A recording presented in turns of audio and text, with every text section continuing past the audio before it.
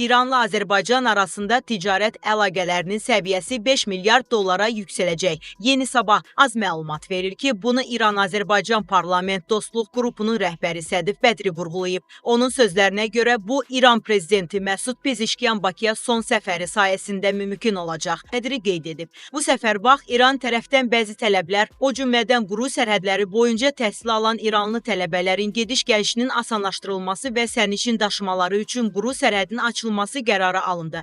Azərbaycan tərəfi bu məsələni diqqətlə araşdıracaq. İran-Azərbaycan Parlament Dostluq qrupunun rəhbəri əlavə edib. Bu səfər vaxtı əldə edilən başqa razılığa əsasən Tehranın İmam Xomeyni hava limanından, eləcə də Təbriz, Ərdəbil, Məşhəd və İsfahan hava limanlarından iki ölkə arasında uçuşların gücləndirilməsi hər iki tərəfin müvafiq nazirlərinin gündəliyinə salınıb. Yayılan xəbərə əsasən may ayının 28-i Gürcüstana ilk sərnişin qatarı yola salınacaq. Bu isə qeyd olunan tarixdən sərhədlərin açılması kimi qiymətələndirilib. Məsələ ilə bağlı Adi Ajans AZın sorğusunu cavablandırıb. Koronavirus infeksiyasının ölkə ərazisində yayılmasının onun törədə biləcəyi fəsadların qarşısının alınması məqsədi ilə Nazirlər Kabinetinin 2020-ci il 12 sentyabr tarixli 336 nömrəli qərarı ilə Azərbaycan Respublikasının ərazisində xüsusi karantin rejiminin tətbiq edilib. Hazırda da davam edir və ölkənin quru sərhədləri bağlıdır. Bununla əlaqədar qatarlarla beynəlxalq sərnişin daşıma fəaliyyəti 2020-ci ildən etibarən dayandırılıb.